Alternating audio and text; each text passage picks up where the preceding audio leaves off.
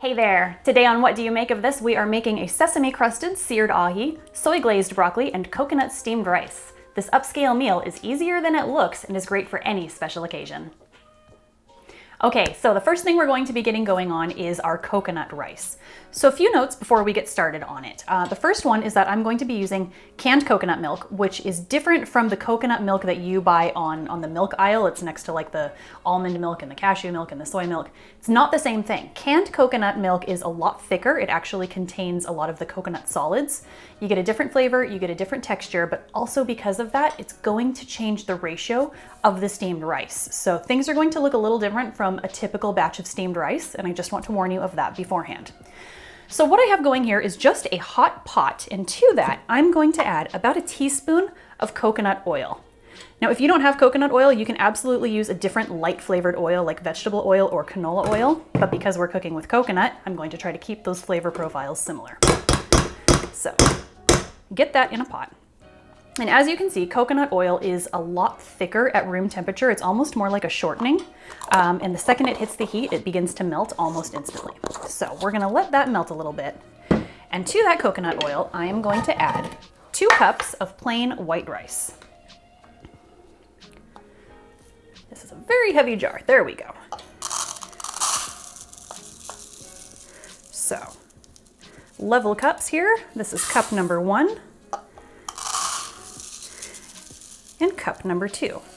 So coconut rice tends to be a very sticky rice, but when you saute it in a very light oil beforehand, it keeps the rice from clumping together and you get a much better texture when it's finished cooking.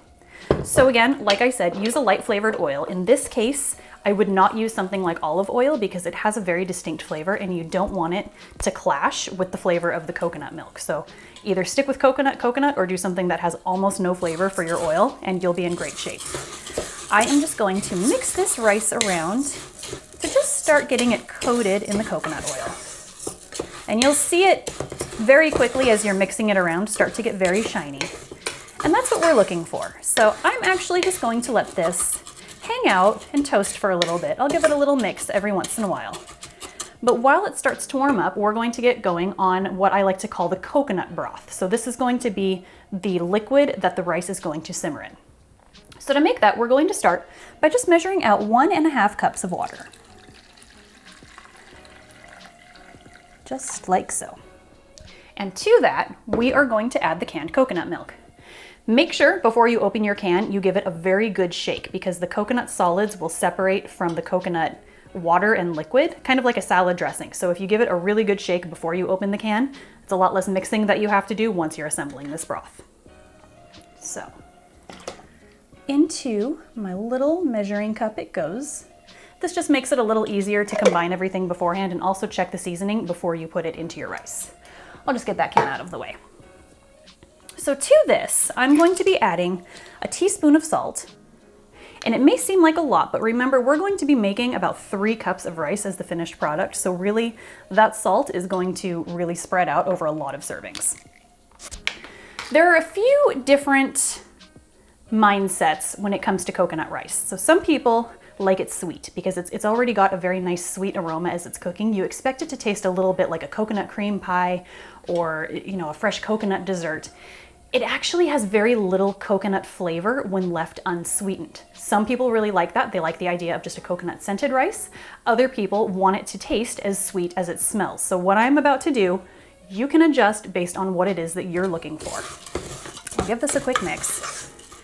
And what I personally like, I do like it slightly sweet. So I like to this mixture to add just a teaspoon of sugar. It's not a lot, but it's just enough to help sweeten those flavors. If you're not sure how you feel about it, what you can actually do is get everything whisked together even before you add the sugar and just give this broth a taste. And if you decide I like it how it is, then great, leave the sugar out. If you think, oh, this is not what I was expecting when I heard about coconut rice, you sweeten it until it tastes the way you expected it to taste. You'll have a really good idea for what the finished rice is going to taste like just based on tasting this broth. So I'm just going to use a little spoon here and just give it a taste. And that's perfect for me. It's a little bit sweet, It's not too sweet though. It doesn't taste like a dessert. It's just got a nice coconutty flavor to it. That little bit of sugar and the little bit of salt, I find, just helps to brighten those coconut flavors.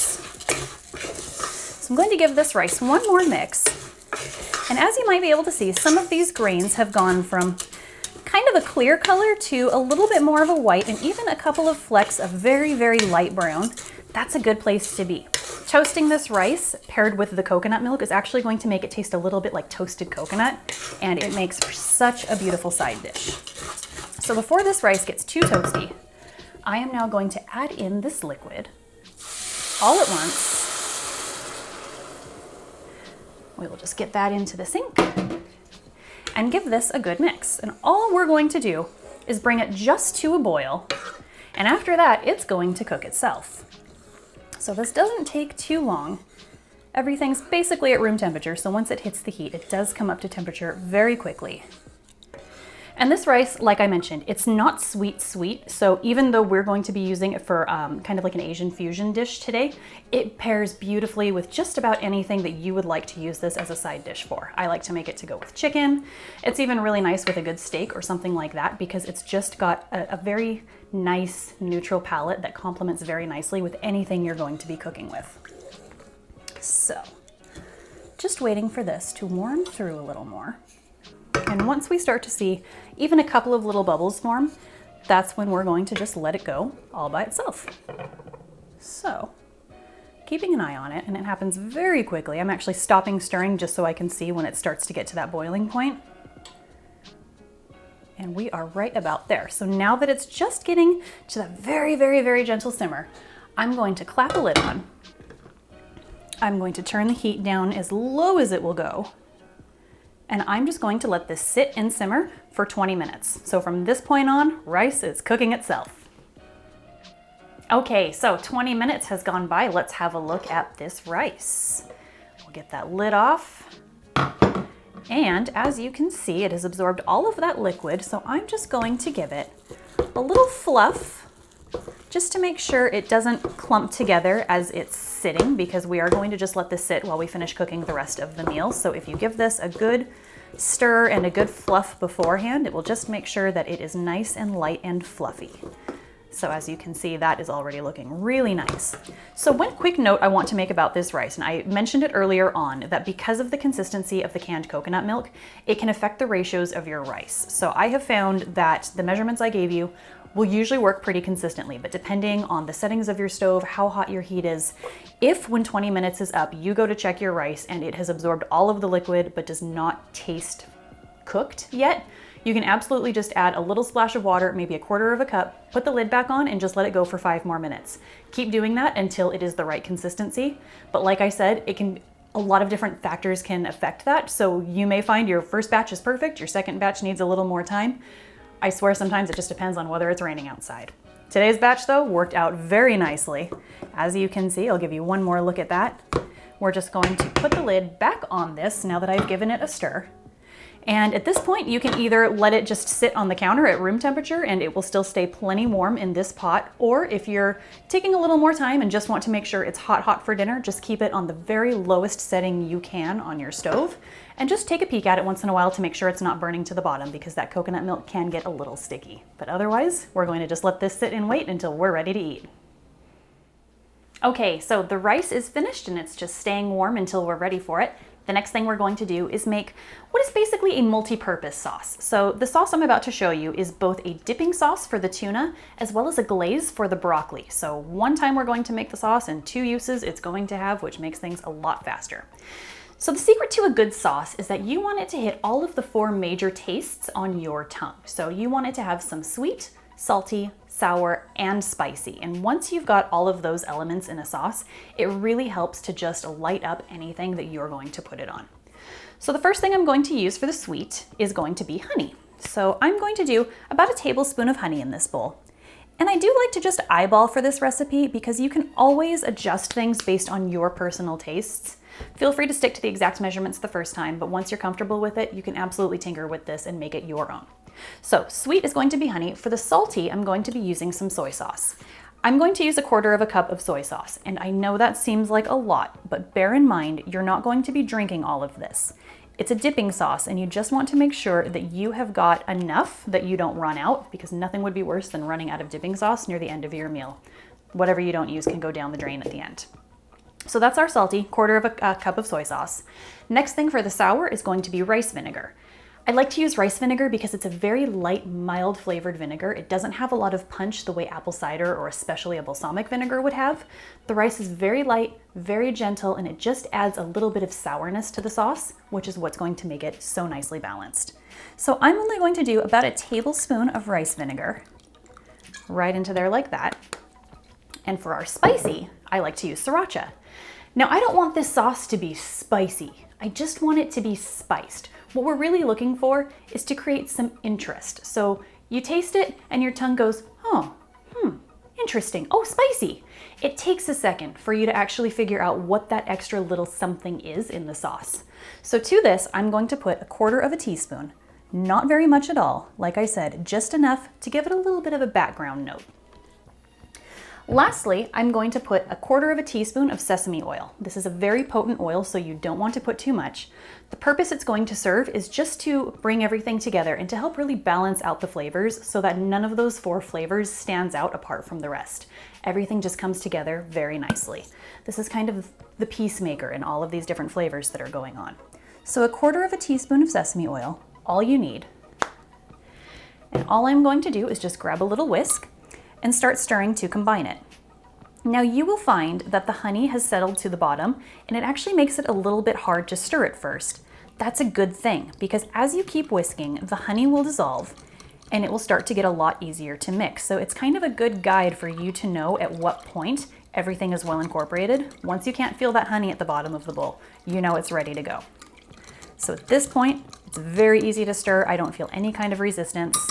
It's pretty much ready. But I do want to just give it a little taste to check the seasonings and make sure I like the way everything is balanced. That's actually really nice. I often find I like to add a little bit more vinegar to it, but I got it on my first try this time, so that's pretty impressive. So the next thing I'm going to do is just evenly dish up this sauce into 2 bowls, but I do want to reserve a little bit because we're going to use that for the broccoli. So I'm going to do about 2 or 3 good tablespoonfuls into each bowl. I'll start with 2 there and 2 here and see how much that leaves me with at the end. Nope, that is about perfect. So what I have left here is about 1 to 2 tablespoons of the sauce. We're going to be using that as the glaze for the broccoli. I'm going to show you how to make that broccoli next. Okay, so before we can start cooking for the main event, we have a little bit more prep work that we have to do just to get things ready so we can start cooking. I'm going to begin with the broccoli. So I am using a broccoli crown for this dish, and I very strategically tried to choose broccoli that has a really nice long stem on it without necessarily having that long woody part that you have to prepare to cook. So what this is going to do, I'll just show you here, is when you snip them off, you get just kind of a really nice, long, elegant piece of broccoli. And since this is an upscale meal, any of those little touches that you can do to elevate it beyond the normal every night is something that makes it a little extra special. So I'm going to just begin by trimming off the individual branches of broccoli here. And then we will break them down into bite-sized pieces once we've got them all disassembled, so to say. So I'm just going to run my knife through them and really just work your way around the crown and follow the stems as your guide. So give it a trim, give it a twist, find the next available stem. Once you start to get to the middle of the broccoli crown, things get a little bit trickier because they all bunch together. You have to do a little bit more guesswork, and you might get a couple of them that join together. Once you've separated them, just slice them again. And we'll do the same thing here. You kind of have to twist and turn a little bit sometimes to figure out where your next best cut is, because you don't want to have any really small pieces or those are going to overcook while the rest of this broccoli is still cooking. So we're almost done here. We'll get another one there. And now that we've got this big middle piece, I'm just going to trim it in half. I think half should do the trick. Yes. Okay. So what we're looking for here is just a nice small bite of broccoli. You can really use these broccoli crowns as your guide for what you're looking for. I'm actually there's this little guy who came off. I'm going to just break him off and get rid of it.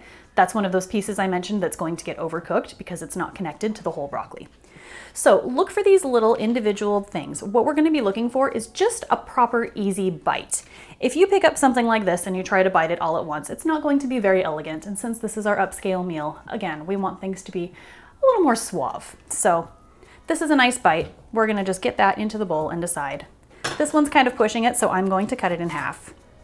And I'm just going to go through them and check and look to make sure. It's very easy to just bite from top all the way down the stem as you're eating it. Ooh, that one's pretty close. I'll cut it in half. Sometimes you have to do a little bit of guesswork, but I would like to err on the side of smaller bites as opposed to bigger bites because a gigantic mouthful of broccoli can be a lot to manage sometimes. That one's good. These little guys are good. This guy, sometimes you even have to quarter them. So really, you be the judge of what looks like a good bite to you. As long as everything is relatively the same size in your bowl, it's all going to cook at the same time. So that's really what you're aiming for, is an easy bite and the same size. Those are nice. Actually, that one's okay. There we go. And last but not least, this one, yeah, I'm gonna go ahead and cut that too. So same thing, it's just a little on the big side. I'd rather it was a little smaller. Okay, so that's the broccoli done. I'm going to get ready with this tuna, but I am going to just get this cutting board out of the way. So we'll put that behind me. And now we are ready for tuna. For this tuna, I'm going to start by just separating two different plates here. And I wanna get some sesame seeds on a separate plate. So this is, if you've ever done like a breading station, maybe you have done some like shake and bake chicken, or you are doing some breaded fish fillets, something like that. This is a very similar idea, except instead of using breadcrumbs, we're going to be using sesame seeds. So even though it looks really fancy, if you think of it that way, it actually takes some of this scare factor out of it. So whether you are using a fresh or a previously frozen tuna steak, and I appreciate some of us live in parts of the world where a fresh tuna steak can be kind of hard to come by. What you want to do is just make sure you pat it dry of any excess water. This is going to prevent the tuna from steaming while it cooks, because what we're looking for is a good sear. So give it a really nice, good pat dry. And if you're using frozen tuna that you have defrosted, you may even want to go so far as sandwiching it between a few slices of paper towel and really giving it a good press to just squeeze out any kind of excess water. I'm going to get rid of those paper towels. So now that these are nice and dry, they're going to be ready to hold on to a lot of the seasonings that we're putting on it. So I'm going to be using sesame oil for this, and this is really going to be the glue for the sesame seeds. So you want to go in, and this is going to be one of those times that you're actually going to be a little bit generous with the sesame oil, because we're going to rub it all over the tuna, and this is going to become something of a seasoning. So get it all over, top and bottom. Try to get it onto the sides as well. This is going to lend a lot of flavor to your tuna. You can even smash them on top of each other, and that will be kind of what gets the sesame oil on the bottom. So just make sure you get every possible square inch of this exposed part of the tuna covered in sesame oil. Same thing, I'm going to sandwich that. I'm trying to keep a clean hand here because we're going to be doing some seasoning. Okay, so now that these are covered in the sesame oil, I'm just going to go in with a pretty liberal amount of salt for this. Tuna steaks are a beautiful kind of blank canvas for lots of flavors. Because of that, you want to give them some very generous seasoning. If you go light on this, because tuna is a very mild fish, it actually won't have very much flavor if you don't really season it well. So I'm going to salt, actually, while I'm still on that same side. I'm also going to pepper.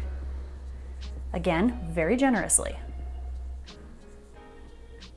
And move some of that around. Okay. And then, instead of flipping it over onto the plate, because I don't want to lose any of those spices, I'm going to flip it directly onto the sesame seeds. Now that it's on top of the seeds, I'm going to go at the other side with a little more salt. And do this other one as well. And the pepper. So by letting this just sit on the sesame seeds, it's going to help them stick to that sesame oil. and that's going to be really what helps the sesame seeds to stick. They're going to cling to that oil even while it's cooking, and that is going to be enough for it to crust onto the tuna. So I'm going to lift this one up so you can see what's happening here. So you'll see that they have completely coated the first side of the tuna. What I'm going to do, and anytime I try to flip this and do it again, I always manage to knock off some of the sesame seeds. So I have discovered that again, with your clean seasoning hand, if you just give the top a very, very, very, very generous sprinkle with sesame seeds and like pile them on. You can move them around after, but the more sesame seeds, the better. That will be how we're going to get this second part coated in the seeds. Just like that. And now, since I'm not going to be touching anything else after this, kind of just pitter patter your fingers all over it and get those sesame seeds stuck onto the top. Now, it's very tempting to want to cover all of the sides of the tuna as well so that it's really well crusted, but you'll see this when it's time to cook. We're actually going to be using this exposed side as something of a thermometer so that we can gauge when the tuna is ready, when we're ready to stop cooking it. So now that it's like this, I want to talk a little bit about the secret to getting a good, rare seared ahi. This took me so much trial and error to figure out. Every time I would try to do it, I would overcook the tuna, and I could never figure out how restaurants were able to get it so nice and pink in the middle, but so nice and golden brown on the top and the bottom.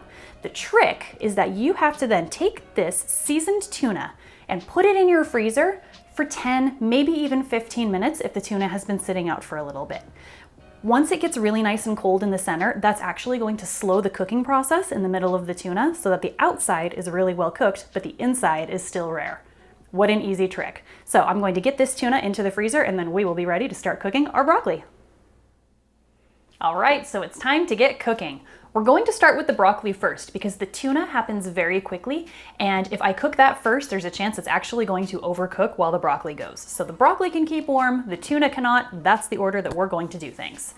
I've got a good hot pan here, and to this good hot pan, I am going to add about a teaspoon, maybe 2 teaspoons of olive oil. Really, it depends on the size of your pan. You just want to have enough to be able to cover it really nicely. And then we're going to let it get really nice and hot because as soon as this broccoli goes in, I want it to really start crackling and sizzling. This is not steamed broccoli. We're actually going to get a really nice crust on it, just like our tuna. So once the oil starts to kind of ripple and shimmer a little bit, there it goes. I'm gonna just go in with a test broccoli. Yes. Okay, and you will hear it start to sizzle a little bit. That's what we're looking for. That's that sizzle of success. So get this broccoli down in the pan, and I'm just going to try to get it all into one even layer. Just like when you are searing meat, we're basically searing the broccoli. So I want to have as much of it exposed to the hot pan as possible, and that's going to get some really nice heat and color going on the broccoli. So once I've got everything really nicely spread out, got one little guy who just will not untangle from the rest. There we go. That is one nice layer.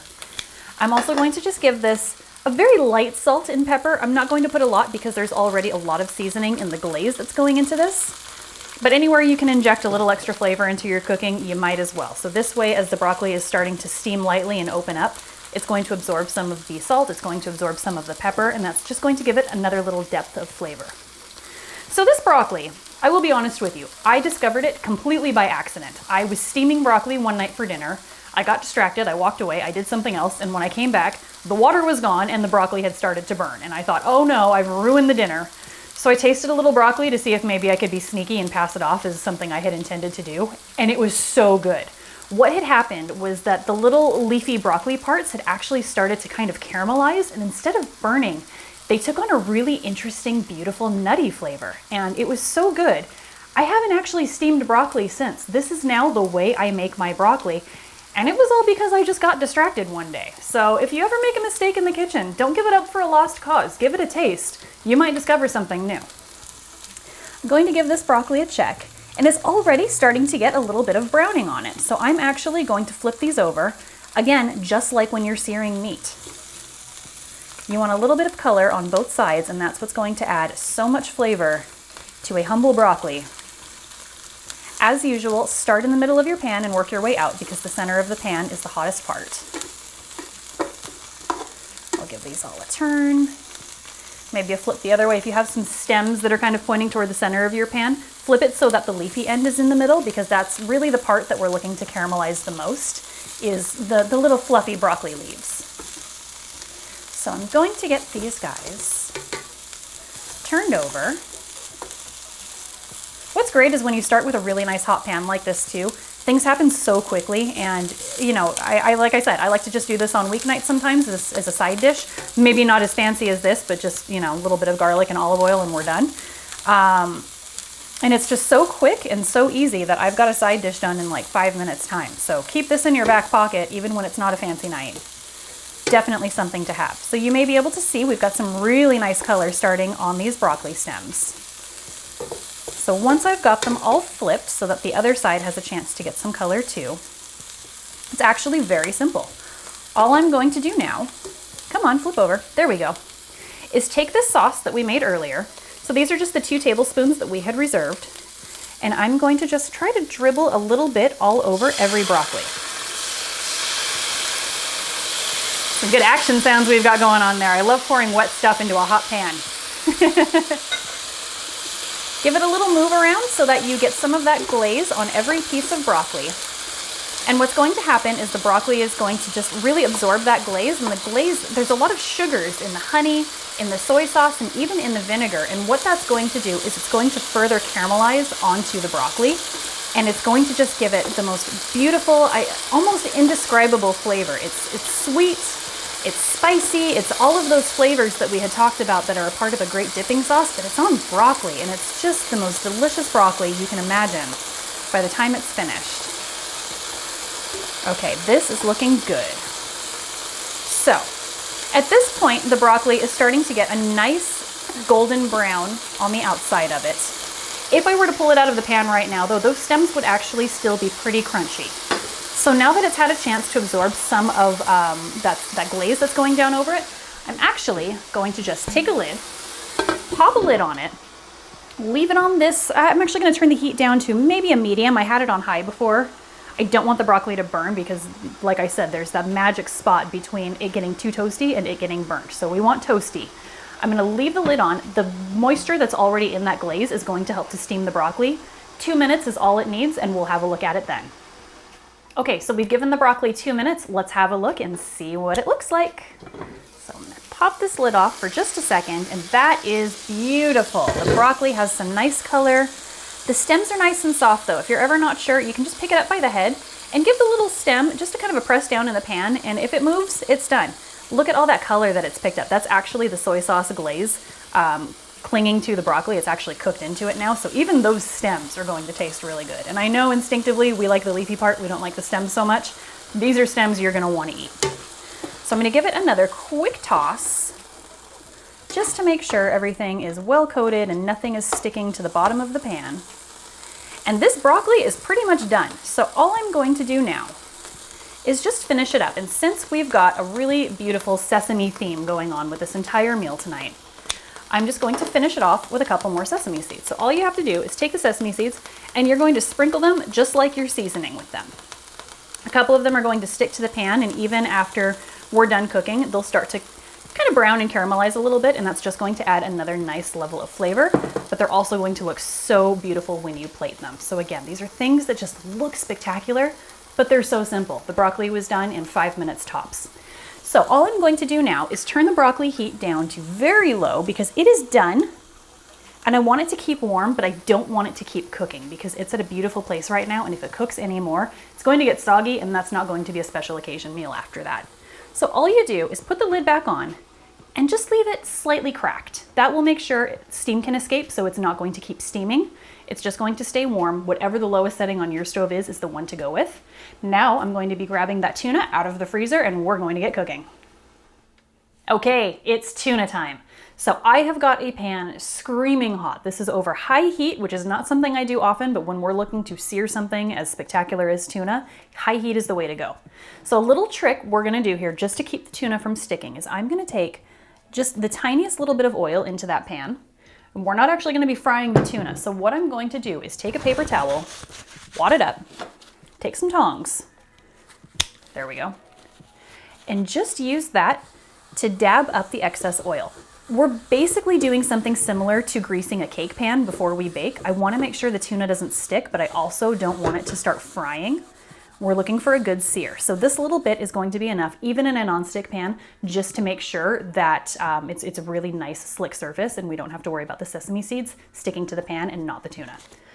So one of the other nice things about popping this tuna in the freezer is that the sesame oil has actually solidified onto the outer flesh of the tuna, and that's what's keeping the sesame seeds in place right now. So I'm going to take these very nice cold tuna steaks and I am going to get it in the pan. You can actually see the pan smoking a little bit. That's a good thing. This is going straight in, just like that. And I'm going to get this plate out of the way. And we will get a clean one ready because once these tuna steaks are done, that's what I'm going to remove them onto. So be careful, your sesame seeds are actually going to start popping and flying away, kind of like when you're making popcorn. I'm going to give these steaks just a little press. Do not move them around too much because this is that point where we want to make sure those sesame seeds have a chance to stick to the tuna, and the second you start moving things around, it's going to come off on the pan instead. What will happen is as the sesame oil begins to melt and come to temperature, the tuna is actually going to start cooking. And so instead of the sesame seeds sticking to the oil, now they're going to stick to the actual flesh of the tuna, and that's how you're going to get that nice crust. So the reason I had mentioned we're leaving the outer sides of this tuna exposed is because this is actually going to be our gauge for cooking.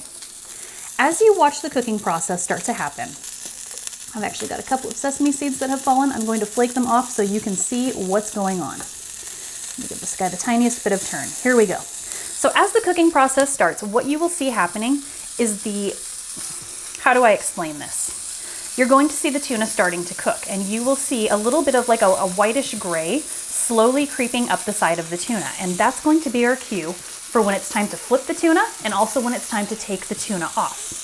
So I'm gonna just keep an eye on this, and I'm waiting to see, A, because I'm looking to see when it's time to flip the tuna over, and B, I want you to be able to see what it is that we're looking for, because this is one of those things that if you're not very careful about it, you will overcook the tuna. And really, in my opinion, there's almost nothing sadder in the food world than overcooked tuna steaks. These are one of the few things that I love rare always, and it's because they have such a delicate texture.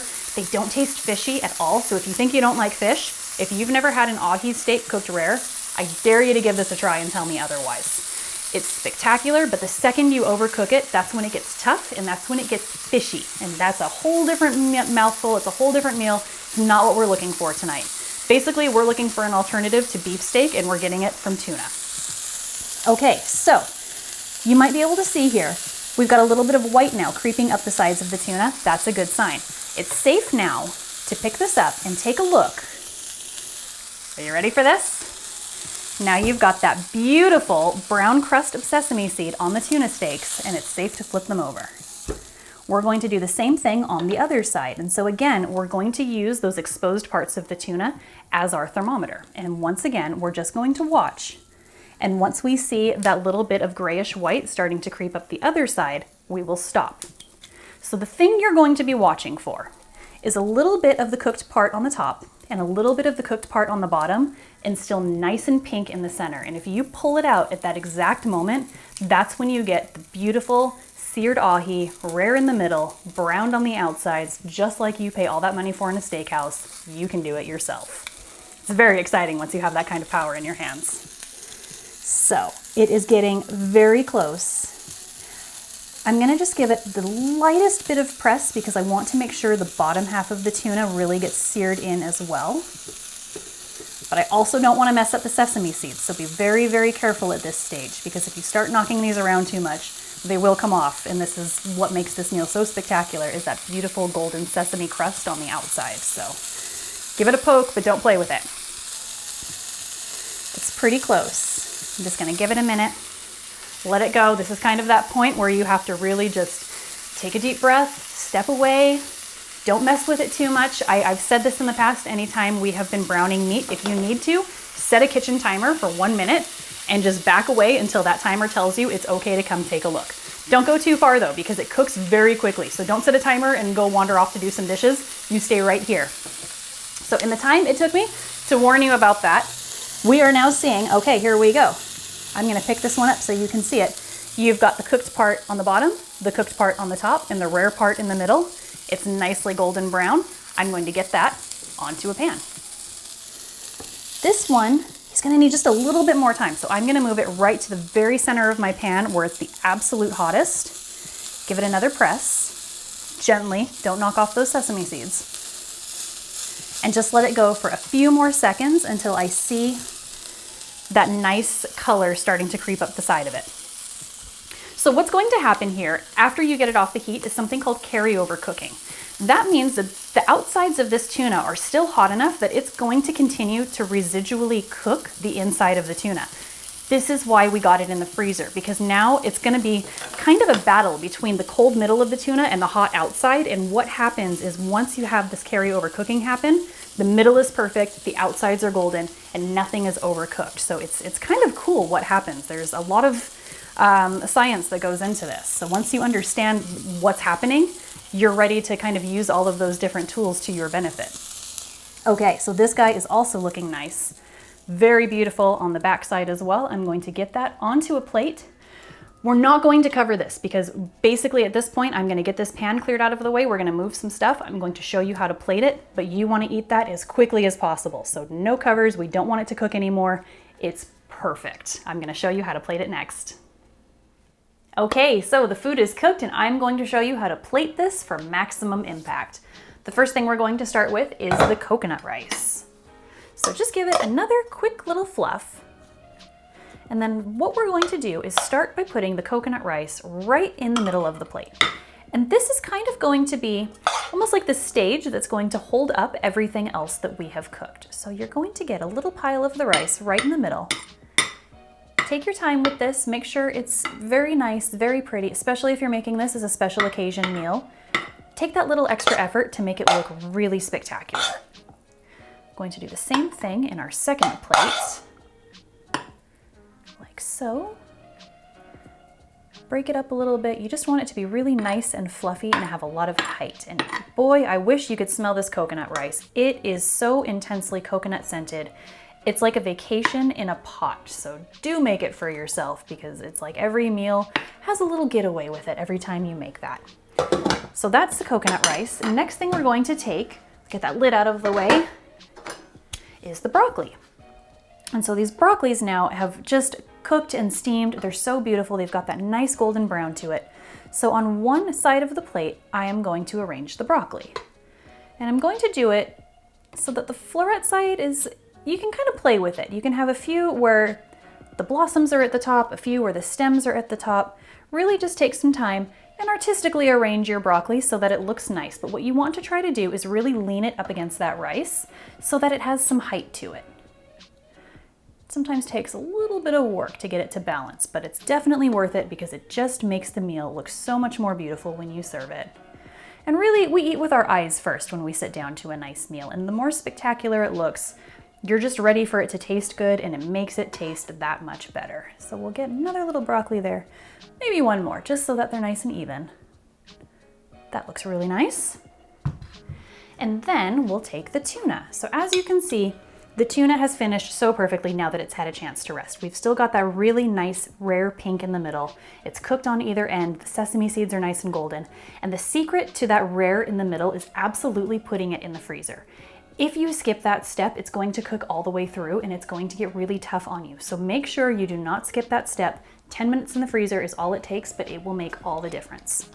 So tuna steaks are kind of triangle shaped, so I'm going to use the smallest flat piece, and that's going to be what it stands up on, and I'll just lean it up against the rice, like so. Just like that. So now you've got a lot of really nice height, and that's something that you see in a lot of restaurants when you see that beautiful plating.